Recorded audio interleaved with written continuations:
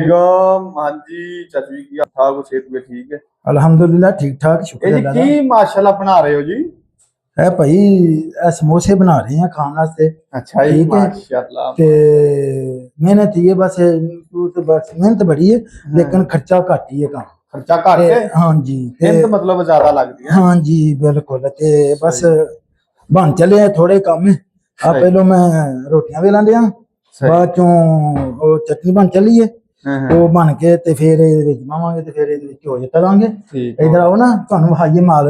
अच्छा जी हाँ जी वाह जी इधर आओ ना ये चटनी बनाई भाई मिठी ठीक है माशाल्लाह ये आप बनाई है आ बनाई क्या बात ते पीढ़ी बनाई यानी जेडे आलू का छिलका ला के रख लिया ठीक आलू है छिले चले ने ठीक वो विच पावांगे ते फिर बाद चों करांगे। ओ आलू अपना कर रहे हो हाँ जी ये आलू ने इन्हां नूं हुण बरीक बरीक कटांगे ਕੱਟ हो ਕੇ ਤੇ ਫਿਰ ਮਸਾਲਾ ਬਣਾ ਕੇ ਤੇ ਬਾਅਦ ਚ ਬਣਾਉਂਗੇ।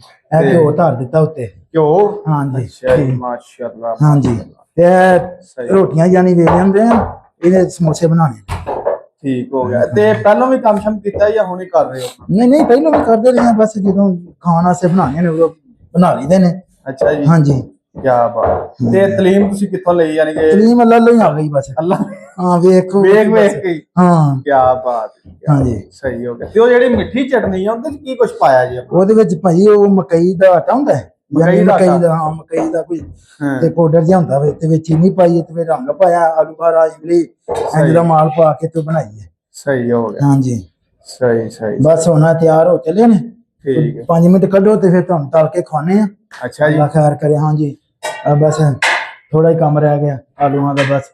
ਆਲੂਆਂ ਦੀ ਦੇ ਰਹੇ ਹੈ हाँ जी बस ਠੀਕ ਹੋ ਗਿਆ ਇਹ ਭਾਈ ਹਰੀ ਜੀ ਮਾਸ਼ਾਅੱਲਾ ਖਾਣ ਵਾਸਤੇ ਬਹੁਤ ਬੇਸਬਰ ਹੋ ਗਏ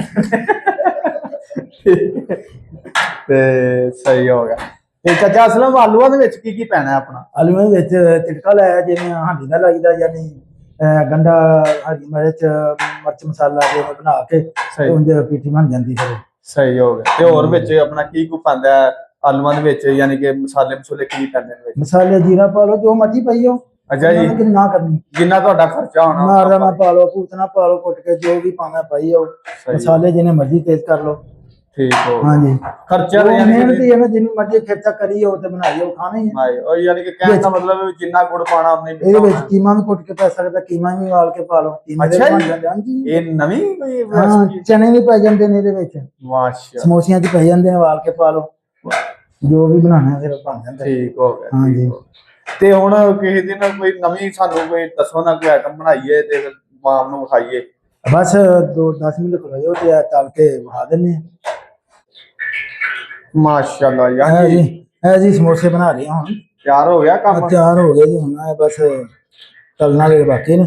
ਸਹੀ ਹੋ ਗਿਆ ਇਹ ਵੇਖ ਨਾ ਆ ਪੀਟੀ ਪਈ ਵਿੱਚ ਲਓ ਇਧਰ ਵਹਾਓ ਜੀ ਇਹ ਆ ਪਿਆ ਮਾਸ਼ਾਅੱਲਾ ਹਾਂ ਜੀ। ਚਲੋ ਜੀ ਤੇ ਆ ਇੱਕ ਰਹਿ ਗਿਆ ਫਿਰ ਵਿੱਚ ਸੁੱਟਨੇ ਆ ਅੱਲਾ ਖੈਰ ਕਰੇ ਚਲੇ ਜਾਣਗੇ। ਅੱਛਾ ਜੀ ਮਾਸ਼ਾਅੱਲਾ ਸਪੀਡ ਤੁਹਾਡੀ ਬਹੁਤ ਹੈ ਉਹ ਕੰਮ ਸਪੀਡ ਕਰਦੇ ਹੋ। ਕਿੱਥੇ ਘਟ ਗਈ ਹੁਣ नहीं है तो नहीं है जे। ਅੱਛਾ अल्लाह है फरमान है। ਫੋਨ ਵੀ ਆ ਗਿਆ ਚੱਕ ਇਹ ਗਾਕਾਂ ਦਾ ਫੋਨ ਨਾ ਆ ਗਿਆ ਇਹ। चल बिस्मिल्लाह। हाँ ਚਲੋ ਜੀ ਬਿਸਮਿਲ੍ਲਾ ਰਹਿਮਾਨ ਮਾਸ਼ਾਅੱਲਾ ਜੀ ਮੈਨੂੰ ਲੱਗਦਾ ਹਲੇ ਘਿਓ ਤਾਂ ਪਿਆ ਨੀ। बिस्मिल्लाह।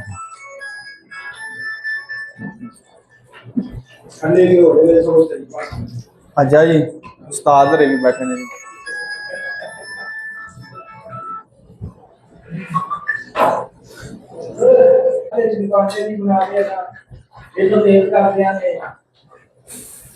ਵਾਹ ਜੀ ਵਾਹ ਕੀ ਮਾਰ ਹੈ ਦੋਸਤੋ ਕੀ ਬਾਤ ਇਹ ਜੀ ਘਿਓ ਉੱਤੇ ਸਿੱਟਣ ਵਾਲਾ ਕੋਈ ਦੱਸੋ ਨਾ ਕੀ ये समोसा फुलदा है ਅੱਛਾ मोटा हुंदा। ਵਾਹ ਜੀ ਵਾਹ देखो जी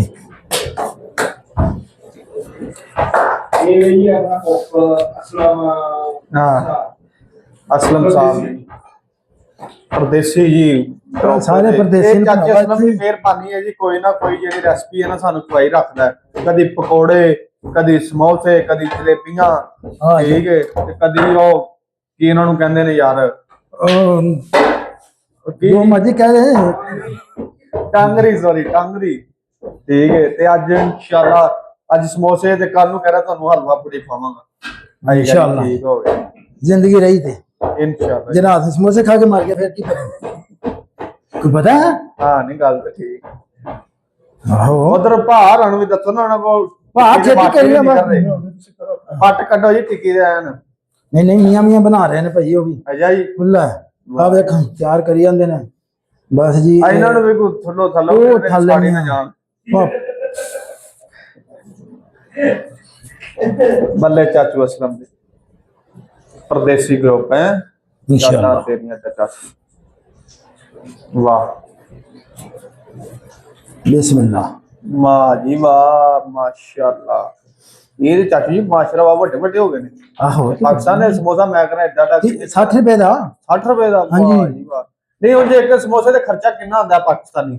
ਪਾਕਿਸਤਾਨੀ ਤੇ ਮਹਿੰਗਾ ਹੀ ਆਂਦਾ ਇੱਥੇ ਕੋਈ ਨਹੀਂ ਆਂਦਾ। ਅੱਛਾ ਜੀ ਇੱਥੇ ਹਿਸਾਬ ਲਾਈਏ ਤੇ ਇੱਥੇ ਤਾਂ ਫ੍ਰੀ ਦਾ ਹਿਸਾਬ ਦਿੱਤਾ ਜਾਂਦਾ ਅੱਛਾ ਜੀ ਵਾਹ ਜੀ ਵਾਹ। ਕਿਉਂਕਿ ਕਿ ਵਹਾਂ ਕਿਹੜਾ ਮੁੱਲ ਪਾਇਆ ਜਲੇਬੀਆਂ ਦੇ ਵਿੱਚ ਕੱਢੀਆਂ ਉਹ ਹੀ ਪਾ ਦਿੱਤਾ ਨਾ ਅੱਛਾ ਜਿਹੜੀ ਪਿਛਲੀ ਵਾਰ ਚਲੇ ਪਕੜੀ ਇਹਦੇ ਵਿੱਚ ਜਲੇਬੀ ਵਾਹ ਜੀ ਵਾਹ ਸਹੀ ਹੋ।